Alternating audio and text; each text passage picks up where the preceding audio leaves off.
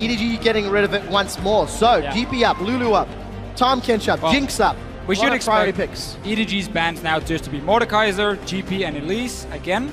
Target out Reignover, and Fnatic can then look to first pick the Rek'Sai like they did in the first game. Or maybe the Gragas if they want that one instead. Well, a few of those predictions have come true already. 20 seconds left. Where do they go with the rest of their picks, Deficio, if plays out as expected with Elise and then Rek'Sai first pick for Huni? Well, seeing as EDG will have the last pick, and we just saw that Riven into Fiora, we might see them be a little bit more aware of the fact that blind picking Fiora might not be the smartest decision if you are EDG, and therefore they maybe want to save that for Koro, but would require them to get like a safe control mage in the mid lane, which is not always EDG's style. Honestly, if I was EDG, I might even put Koro on something like Malphite and put all my eggs in the Deft Pawn basket here.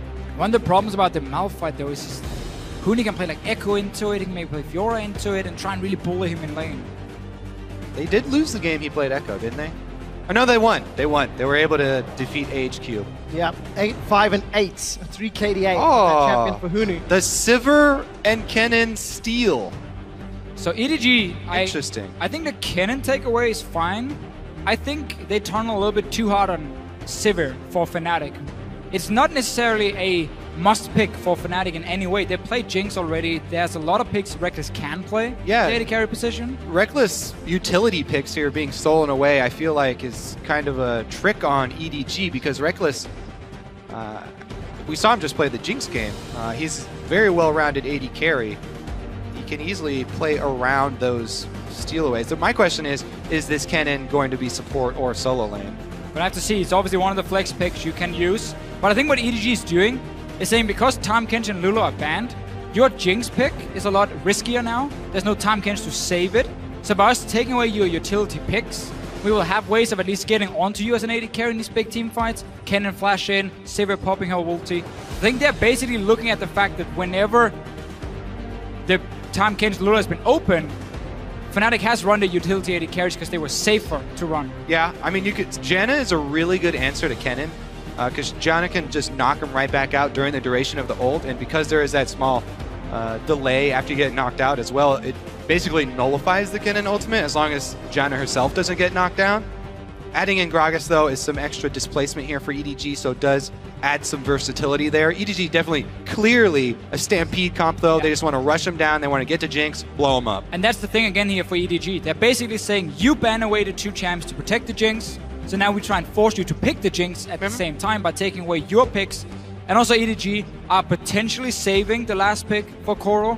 We talked about how this Fiora matchup into Riven wasn't that great for him, also because he got ganked so many times. So they want to at least have the flex option of Kennen or go something completely different in that top lane. A lot of pressure then for Koro in this last pick. He's had a difficult game to bounce back from, and mentality in the EDG camp will be something we'll have to look at. Huni will once again get his hands on Riven. He had a 73 CS advantage at 20 minutes over Koro. Yeah, Fnatic go hard here. 3 extremely strong carries in each lane here for Fnatic. Or 1 in each lane, obviously. Thanks for clarifying. I would never have known that, Kobe.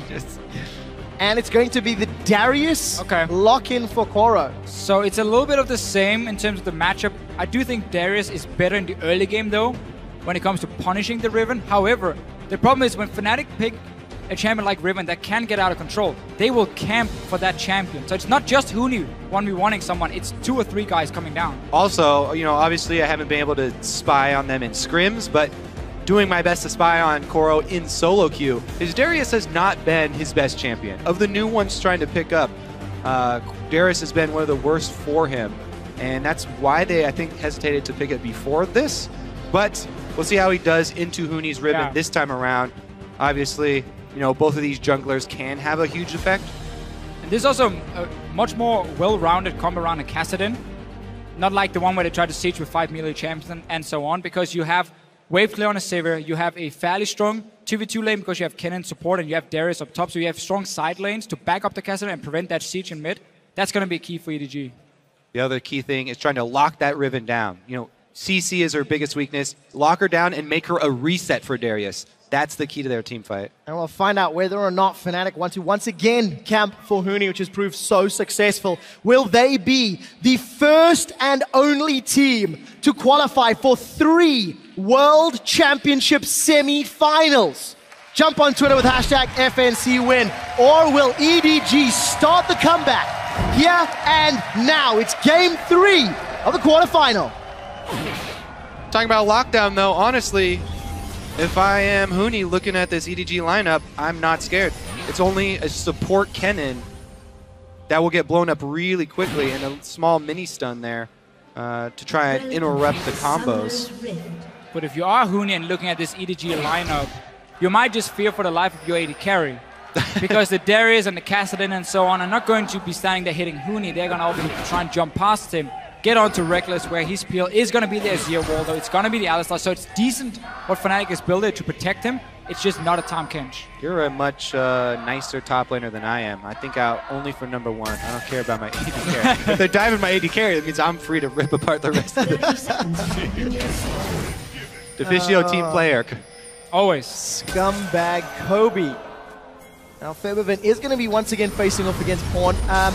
The last time we did see these two play, Pawn is able to get a little bit of a pressure advantage early on, managing to dance around those sand soldiers relatively effectively. Yeah, it was definitely a good lane matchup for EDG. Definitely something that Fnatic have also shown is they continue to pick for the team rather than individual lane matchups. And that's something a team has done for a very long time, in fact. They've come out and spoken publicly about it as well, where if players say they are not 100% comfortable, but for the team, for the strategy, for the play, it'll work. EDG walked over that ward, so Fnatic should be aware something is up. Yeah, they saw the ward being placed 100%, and it's just EDG trying to scout where Fnatic is starting, so they can see, okay, if Reino is starting on red buff here, where's he going to path next? Obviously, what he has done before in these lane swaps is then you try and invade into the enemy jungle, but you can't do that in this case, at least for now, because it's the Mako and Deft company on the bottom side. No invade there from Fnatic. They just kind of get the surprise lane swap on EDG.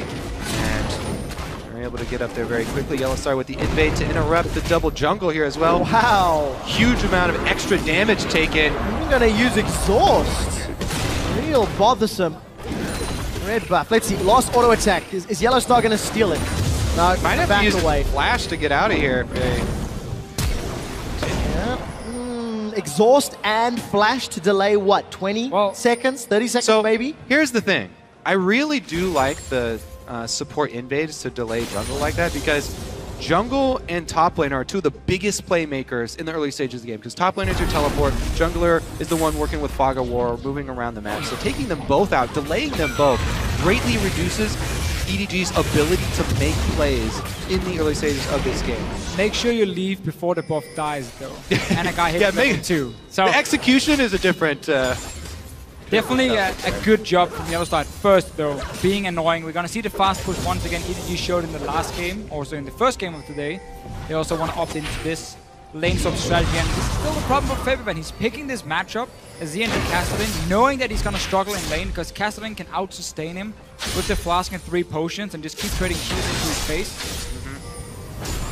Paul takes a lot of damage from that Sand Soldier, though. The Conquering Sand sending him forward. Reino, but tried this gank before. This time hits the Brave Seeker. Once again, flashes, gets the knock-up, and will trade his Flash for Pawns. We'll see if they can return, you know, before Flash comes back up, before Pawn gets level 6. Maybe now that will be enough to curb the aggression, but they would have to just plant that with a bunch of wards as well. Coral going to get solo gold. Still a very good gank from Rainover, basically saying, we lost this lane matchup before, pre-level 6 Kassadin, we're gonna bully you. They saw 3 guys on the bottom side of the tower, so they weren't afraid of face-checking into the bush, even in the 2v2 against the level 3 Kassadin, so I like the gank for Rainover trading Flash, as long as he can return. Obviously it's the key thing, don't let him get level 6, jump away, but really for EDG, right now it's just about farm up your Kassadin in the mid lane, and then once we hit like 14 minutes, around that time, you swap him down to the side lane, you put Sivir in mid lane as the wave clear, and you just play this 1-3-1 setup again. Yeah, not having Flash pre-6 in the mid lane for Kassadin completely changes the face of the entire lane. Pawn has to play so much more careful. He has to now use his Q mana cost on trying to get CS. and that greatly reduces the harassment. That's why I think vision around mid lane now is going to become extremely important. Fibivin does have some already in place of his own, so... And he's got support. Huni's already healing back through his jungle. Reinova's hovering or shadowing towards the bottom side of that river. And Huni not running the risk of getting dove up top. Just gets spotted by Clear Love. They're going to do a little bit of a battle over this Merc Wolf. Clear Love should win out. Right here, though, again, we see for the two top laners, Koro is very quickly to leave his lane, even though he might be able to get a few CS down there while the wave is obviously going to bounce towards him and just trying to shove it back because he knows Reckless is going to show up and push it back the other way anyway. He leaves instantly. Huni always stays, gets a few extra CS, and it can matter. It might just be, you know, 2 minions total, but that experience can give you that one level up you need to beat him then later on. What do we make of another trade? Top Fnatic tower for bottom EDG tower. Just straight up saying, you do you. Avarice Blade was picked up early by Deft to the second Doran's for Reckless. Yeah, and you mentioned being greedy. Huni, once again, he's getting a little bit of experience here, gets into the range of the minions dying, but being greedy does have its cost sometimes. There's a teleport here, or there's a ward here they can teleport on, and Clear Love's already in place. It looks like seeing Rek'Sai is enough to dissuade EG from going for that tower dive. Or does it just delay it? So it's not about clearing the ward. TP can still happen. Look at the positioning of Koro at his tier 2 tower. He's just waiting. And now Huni realizes, okay, I don't have backup anymore. Move away. EDG, though, if they pull the trigger instantly, we're talking again 20 seconds ago, they might have been able to force something of Huni, but that would have cost the TP. And now, no flash in mid. Yeah, they don't pull the trigger, though, and Fnatic go for the move mid. The Flash Emperor's Divide sends Pawn to Rainova. Rainova's only level 4, though, and unable to get more damage down. Pawn can Rift Walk to safety. This will buy some time for tower damage, but they don't get the kill. Again, they force him away. They make sure February can push this mid lane. And now with these outer turrets gone in the side lanes, I'm almost going to say that's going to favor Fnatic because of the fact that Darius is this low build. They're going to make the counterplay on bottom. Huni is teleporting in for Koro. Flash comes out, followed by Yellow Star, and Fnatic should pick this one up real clean, real simple, and it's first blood to Huni. I really like this play. Just very quickly got to talk about how getting these towers down, Darius with so little mobility, only has the flash, he's just stuck there. Fnatic instantly just capitalize and kill him. The reason why Huni can't afford to play that aggressive is because Riven has not only 2 dashes, not only flash as, you know, Koro also does, but 2 dashes in her kit. Very mobile. He was looking to outplay that. So EDG don't pull the trigger, but they forget about the mirror play, the exact same play on the bottom side, and Koro gets himself even deeper into a hole. Huni had already, by the way, been able to leech half a level lead just from being in minion wave range, whereas Koro was not in range. So now he's just skyrocketing ahead. If they do meet up in the side lanes, it will be a massacre. And because EDG, when they were trying to make this play on the top side, they hesitated. They were waiting and waiting and waiting. Rainova shows they're like, okay, guys, we're not going to go for the play. So that allowed Huni to get almost a full wave of experience. Just a difference in teams and how quick they are to pull the trigger, how confident they are in this play. And the jungler as well. Because Rainova just did a drive-by, he went and did an extra camp.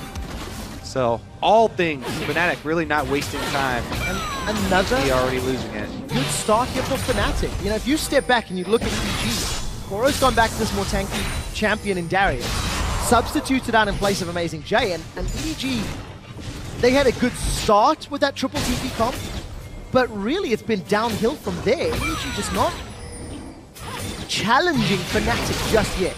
Koro is pretty screwed right now. He's been relegated to the jungler, the worst place for a top laner. Koro just trying to scavenge in EDG's jungle, and he is ridiculously far behind, trying to catch up here.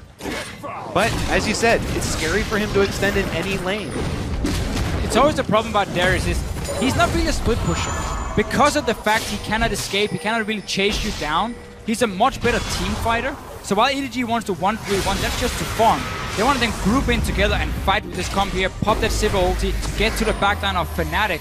But if they start falling behind in these lanes here, especially if Huni once again gets going on this Riven, nobody can 1v1 him on the side of EDG. So that's a split pushing advantage for Fnatic, while February is sitting and just wave playing mid over and over. I like, again, the early Sightstone here from Rainover, trying to get vision to keep this lead that they have. Just again, calculated play from Fnatic, setting up around that dragon. We've got a numbers advantage down there. Good early game. 9 first bloods out of 9 games played. Fnatic really know how to get their players ahead when they pick a lane together. Yeah, exactly. This lead that they have is transitioning into a big CS lead for Reckless as well. Because they have the advantage, they can rotate him over to the giant minion wave to pick that up. And he got a huge influx of cash recently. Now he's got the BF sword pushing up on secondary turret bottom. Fnatic also have the wards to back it up. Huni should not be too greedy now, though, because his team is making a play in the bottom side of the map. Kassadin, this is the swap we talked about earlier, how you put Sivir in mid to wave and defend the towers, and Kassadin goes to side lane. It's very difficult for him right now because of the fact Fnatic is already grouped and start pushing in on the tower. But that means Huni needs to be careful top because his team is on bottom side, and he's doing a camp. He's in trouble. Huni gets caught out, and he's going to get dropped. Flashes over the wall. Broken wings out. Doesn't find the Baron wall. Manages to survive. Can Fnatic do the same thing down bottom? Pawn has been chunked to half HP. And the rest of Fnatic is sieging onto the tower. That's the thick part of the wall. Kobe, you're still stuck on that one. Fnatic get a bunch of autos onto that bottom inner turret. And Huni loses his flash for overextending. The dragon is still not secured yet, but Fnatic will now back away after having a little more time on that tower and a little more information.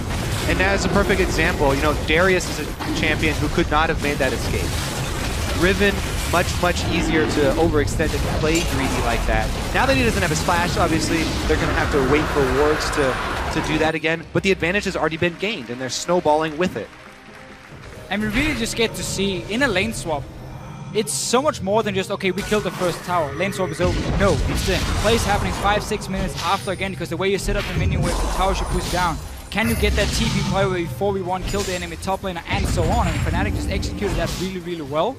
Would still like to see Huni just back away from that top side. He likes to risk it and stay and say, oh, can I make a play Gotta here? risk it for the biscuit, Devicio. You gotta risk it for the dragon buff. And Fnatic make it count. Take a look at this. Febiven, 20 CS advantage. Reckless, 10 CS advantage. Yes, Huni is down 10 CS, but he got that first blood. He's got some time, and he's actually still ahead in gold thanks to the towers. And as I said, they've been funneling, you know, the large minion wave over to the other side, so the bank still coming in. And the key thing for top laners here is not the gold right now, it's the experience. They're even at the moment, so despite Huni having to flash away. Nice trade in the mid lane though. Will become a problem for Febiven. These one-on-ones happening. Speaking of CS leads, that early gank from Reignover really changed the face of that matchup. The last time this played out was in that game that was remade. The only game where Fnatic did not score first blood. So as a team, they have 100% win rate officially when scoring first blood. Useless stat 101. EDG are grouped up in this middle lane. They've got some pressure with their entire team here. You're gonna wave clear. Siege with a Kassadin and Darius? Nice. You have an auto attack reset of your W. That's crazy to see right there. Boom! W in your face. Hashtag worth. Problem for EDG was they had to use teleport back to lane in mid to defend the tower and then push it out. So now that split pushing component that was supposed to put pressure on Fnatic is not there. I think it's a very clear point though there. EDG, they obviously know that they don't have much they can get outside of chasing somebody down with a Sivir ultimate in open ground. This is a Stampede comp, that's what they have to do. So Fnatic, they also know this, they're playing around it while they're waiting for people to go purchase items. They just play defensively at the turrets. They know that there's not really a big threat of EDG, even in a 4-person siege, getting much done. Febiven manages to get his way to safety thanks to those shifting sands. But with 14 minutes in, only a single kill on the board. Again, a slower pace to the early game. Huni is nowhere near as far ahead as he was in the previous game. And despite the early pains on Toro, he's still late in CS, he's still even on levels, he's still relevant in this game. So EDG are going to have the option to stampede if they can find the right vision and the right position on the map. Still, no teleport for them at the moment, so Fnatic can send someone down to catch the wave at the tier 2 tower. It's hard for them to push as well due to the fact Deft has so much wave clear. So again, we see how EDG really wants to position on the map. 2 side lanes being pushed in with double teleport, severe wave clear in mid, over and over, and then you collapse and you get the flank going with Darius and Kassadin. Fnatic should be able to ward against it very easily though, because if EDG are keeping the AD carry mid, they don't have really any pressure, so it's hard for them to invade into the jungle of Fnatic without risking base checking and then get down these deep wards. That's why you see the jungle at the moment is almost empty of EDG wards, so they can't really collapse on Fnatic at the moment. Just have to sit back and try and farm because you have one fight behind. Dragon's a few minutes away. Crowd is definitely anticipating the next move. 1,000 gold separates these teams. Farm looking better and better for EDG as that Rod of Age is slowly stacking up. It's a couple minutes late for Pawn, but not too terrible.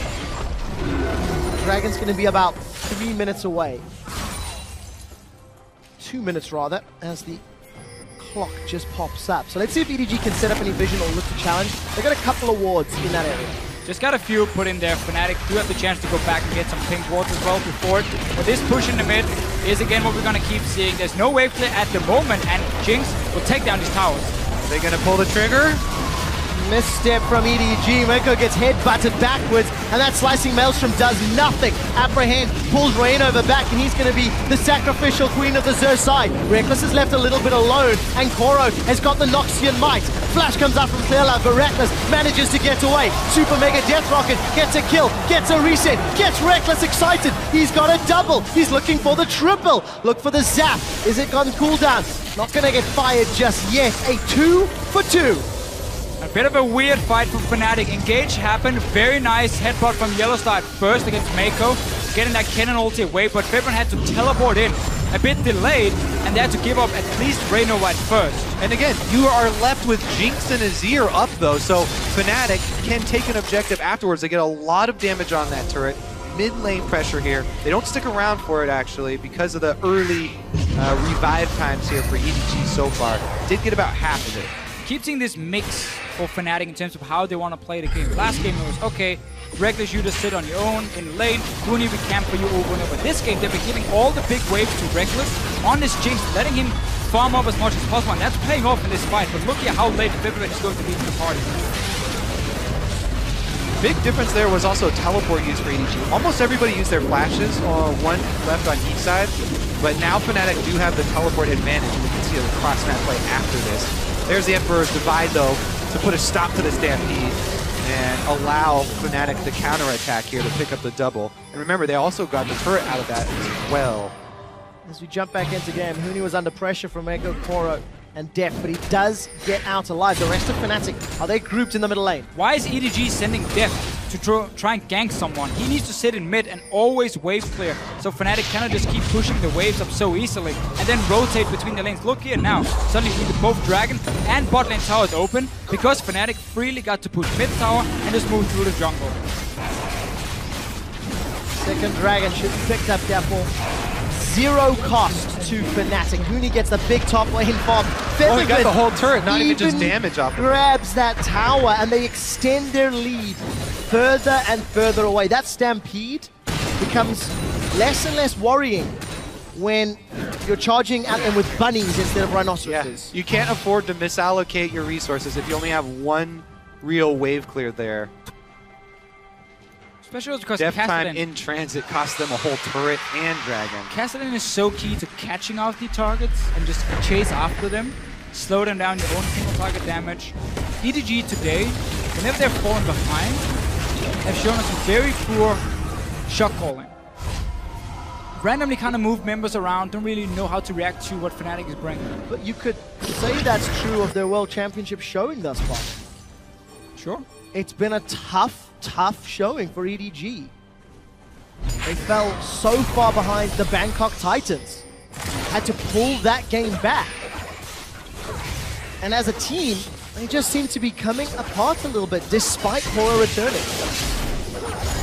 They find themselves in another incredibly difficult situation as they get to 20 minutes. They're down that 4,000 gold. And Fnatic poised to advance to the semifinals, poised to go to Brussels. Yeah.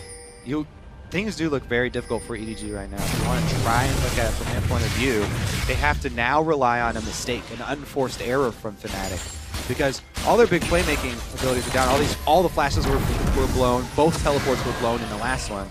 So right now they're just trying to play defensive vision, sort of wait for the big flashes to come back, because it's an all-in team. You pop Sivir ultimate, you try and have everybody pile on and jump back and hope that you can burst down someone from Fnatic. Meanwhile, Fnatic keep taking more, not allowing EDG a moment. Red buff stolen away. Feathervin takes away a bunch of hit points on that top tower. And with Huni has teleport available, he is matching Pawn split push. With no TP on the side of EDG. So again, they invest everything onto that fight in mid lane, trade 2 for 2 and even lose a tower. That was kind of the way for EDG to get back in the game, because they're going to keep trying to split push with the Castellan. But Fnatic also runs double teleport this game because Feathervin knows what's going to happen. So he can also sit in the sidelines and try and at least push it back. And we've got a little bit of time here, and we've mentioned how EDG have struggled this series. I think a little bit of props to Fnatic. There was a fair amount of fear from local fans that Fnatic may be a little shaky. Their week 1 performance wasn't great. Their game against AHQ had a couple of questions, and as a team, the week's prep has seemed to pay off. Yeah, I think a very big deal for Fnatic is they're showing us more champions that fits the meta really well. Jinx for Reckless is so key for me because he was playing Sivir and Kennen as basically only AD carry all the time. Was that going to be a big issue? Turns out that EDG thought it was, so they picked him away, but he just picks Jinx instead. And it's even more funny that even if they have Reckless on the end game carry and they're feeding him all this farm, they still have Huni on a snowball champion, Riven, who's actually playing a sort of utility role. He's split pushing so well, using the mobility so well to gain map advantages for his team. Meanwhile, they get their tank that they need in the support pick. Yellow Star on the Alistar. His ultimate is one of the only supports that can really turn into a mid-game and late-game tank because of the power of his ultimate. And here he goes, playmaking as well. And a flash forward, that unbreakable will is up. Yellow's been caught. He does have flash. Yellow Star may have bitten off more than he can chew. Pawn is looking to chase with Riftwalk. Here comes Reckless. The Mega Death Rocket does not find a target, and Yellow Star sent home with a drink in hand. Yellow drops the cast, and they get one, punishing the engage. Well, Yellow Star went That was a large man to pick a fight with. Yeah, a little bit crazy in that one. Teleport behind, gentlemen. Koro wants Fnatic blood. Maiko comes in and Rainover holds him in place. Feathervin puts the golden disc down, but it may not be enough. The upper hand pulls Reckless backwards, and EDG will not go down without a fight. There's a double kill for Huni, but it's matched by a triple kill for Koro. Great job by EDG pouncing on Fnatic with the opening that they created. That Yellow Star made that unforced error we were looking for the EDG fans, and EDG are able to jump on them for it. Fnatic need to calm down. They still have the advantage here. They can still pull this back. They just have to wait for everyone to regain map control. But look at EDG. They don't let Fnatic get away with that mistake. And we see what their comp can do when it gets to take these fights here, chasing onto the backline. But why is Fnatic staying? You just lost your support and you're against double teleport. Why would you ever start pushing? That's what EDG really can punish. Great move here. Get the flank, get Feathervin down instantly, and they win the fight. Fnatic cannot make another one of those mistakes, because then suddenly they cast it in and so on and start getting completely out of control. Yeah, I still think that Fnatic can regain control of this 100%. fairly easily, though. Still in the lead. Kobe, you've talked about the Riven, the snowballs ahead or snowballs behind. At this stage where he's got a small CS advantage, what's the relative power level of this between, I don't know, Yamcha and Super Saiyan? No, but seriously. Pre-Super Saiyan Gohan. For Huni, not the... Actually, it's a Piccolo. It's a Piccolo? Yeah. One arm or two? Two. Okay, we'll stop. We completely lost the fish. You're going too completely lost the fish. Dragon has respawned in the meantime. EDG are the ones with control of the river for now. They've pulled it out. This is bold by EDG. Fnatic might want to try and rush a Baron instead and force EDG away from it. Huni's down here on the bottom side, trying to be annoying. There's no teleport this time around for EDG, so harder to get that flank going. Fnatic really wants to get a 5-on-5 team fight where they can protect Reckless and Febiven. Where they can set up as well. Again, the teleports are down. They have to work around these big cooldowns of the teleports and the flashes from EDG. EDG, every time they have these up, then they make the big all-in play. Risky for EDG. Now, look here. Huni's on the side. Fnatic was looking to pull the trigger. Huni wasn't able to find the angle in EDG. They are drawing this game out. That gold lead is shrinking in a relative value. And that's their first sort of aggressive, positive play that we've seen in a long period of time. They've shown that they still have bite. Fnatic not afraid, though. Wow, this Yellow Star engaging and then putting his team in a disadvantageous position and actually cost Fnatic the control in the map. Sure, but like that mistake, okay, that happens. You back away, then if you are Fnatic, you don't start pushing against EDG with 2 TPs behind. That was a series of mistakes. Compounded event, yeah. That was really the big one for me, at least. Now, Huni, we talk about him on this Riven. This game is not going to be about him. It's Febiven and Reckless, the damage they can deal in these big team fights. If Huni can be annoying and trade his life for death, it's almost worth it every single time for them. And this is where the absence of Tahm Kench this time around really does start to mean something. Def does not have too much safety here against Kassadin. Kassadin, now that Pawn also has Azonias, can jump right in, chunk him out, and look for the re-engage with the rest of the Sivir-boosted team. See if they can enable those reset dunks from Koro on that knocks into your team. And that's the one for me as well. With Kassadin, he can go in and be annoying, but he needs the rest of the team to follow him. He needs to set up that Darius to get that first kill. So Flash and TP for Koro are so key in these big team fights, because otherwise he's just running at them with this big axe, and it's very difficult for him to get to the backline against an Azir wall, against an Alistar and all this kind of CC. So really, Koro's positioning in these fights can win the game for EDG. 40 to 50 seconds on both Flash and Teleport for Koro. Pawn not far off, so EDG will have all their summoners available shortly for Fnatic. They farmed themselves up a game, a noticeable lead. They know the teleports are down, and EDG are going to be so late to this Baron party. Bella and Mako are nearby, but Pawn and Koro are not. Baron's going low, 1000 HP, it will be secured as Reignover smites it down. Yellowstar's in the front line drawing attention, and Maiko, he's dropped. Reckless is looking to run down Bella. Pawn has arrived, and Huni's on the back line. Featherfin gets the kill. It's the carries Deficio wanted to see.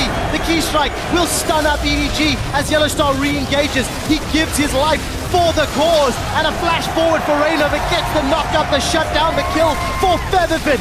Koro's down, and Fnatic with a 4-on-3 siege. Redemption play for Yellowstar. They're out of the Baron pit. Didn't even have to use Flash for that engage. They take the Baron, and they're able to clean up right afterwards. Now, the Baron-empowered siege, Fnatic can push into inhibitors. This Alistar pick here again for Yellowstar. When they take Baron, he's always denying the enemy jungler the chance to try and smite it, headbutts him away. It's a very, very smart play from Fnatic, but also EDG trying to take a blue buff while Fnatic is sitting around that Baron for the last 5-6 minutes with no teleport. Super risky, and they got punished. With all the damage that Fnatic had, you know, the 3 lanes of threat, they can burn this down. They have Huni. And look at Yellowstar. Huni didn't even have to teleport in. He just followed along. So they've been absolutely destroying the support Kennen there. He didn't even get the blue buff. Not worth. Well, EDG out of position, and Fnatic punish it ruthlessly. Now he's going to get it. They can taste He was preparing victory. the blue buff. Hey, it'll have a longer duration now. Yeah, well played. 1 blue for 5 purples. Good trade, good trade. You actually stumped me with that one, Kobe. No, Wait, you don't...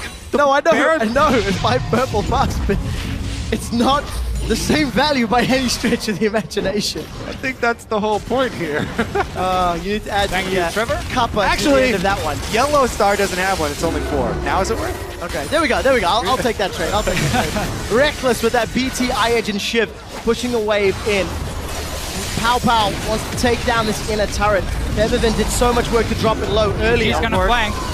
Let's find out. They have to win this fight. Is thrown for death. The body slam gets interrupted, and Clearlove cannot chase further thanks to the Flame Chompers. Reckless takes him down as Koro and EDG are running for their lives. The Flash Wind Slash does not dash anybody's life, and Huni is alive thanks to Face of the Mountain.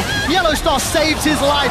The AoE rocket from Reckless get the second of the fight. They've got the tower and they're on the inhib. Once again, I'm looking at Yellowstar in these fights here. We mentioned how Koro has to be able to get to the back line to get the reset instantly. Headbutts him away, zones away here, make sure his carries are sitting so far back they can deal the damage, and EDG couldn't get a flank. Also, Fnatic laying down the soldiers as they kite, and then instantly turning. So much DPS coming out of this Fnatic lineup.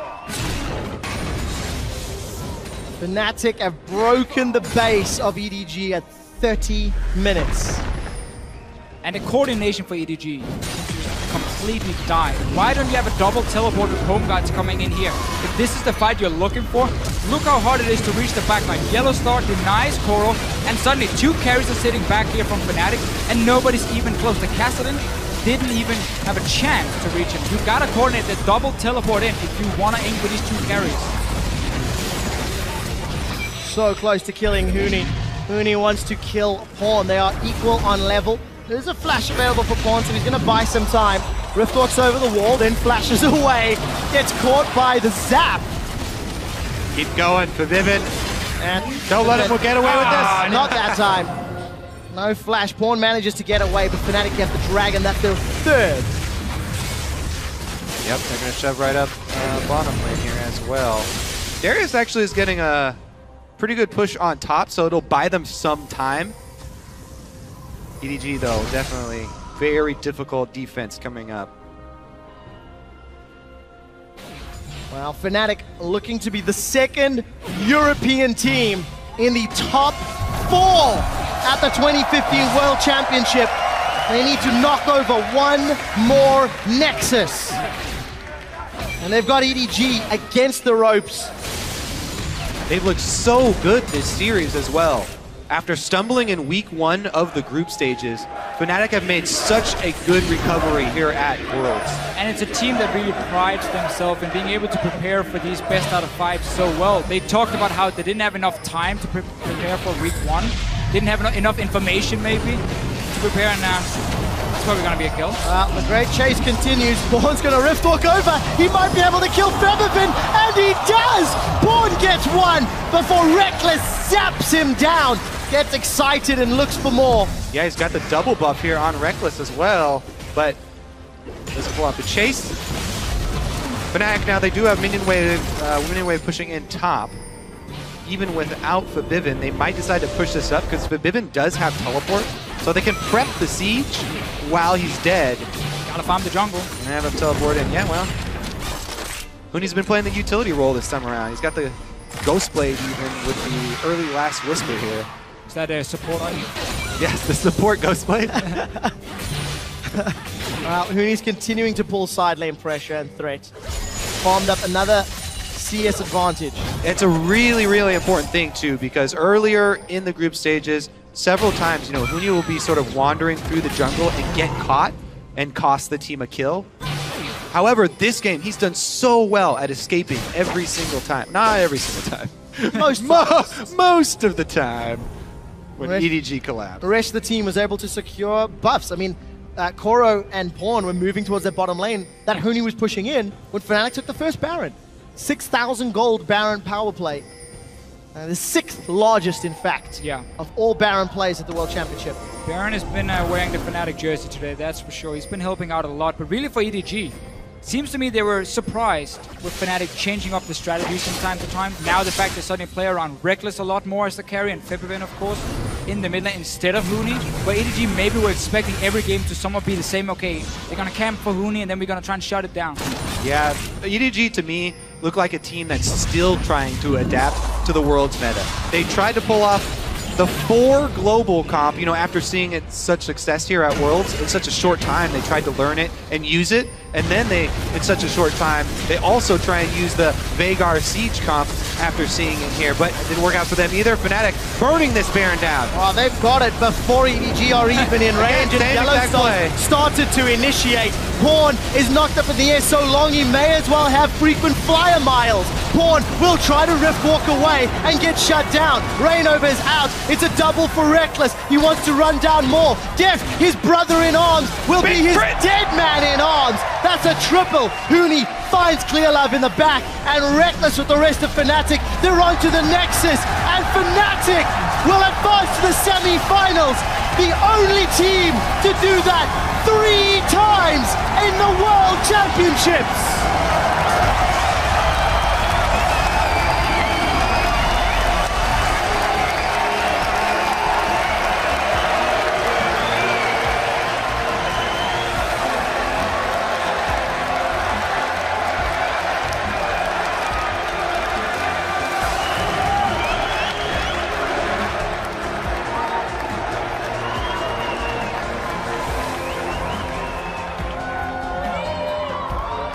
Fantastic play from Fnatic, and great to see sportsmanship between Reckless and Deft.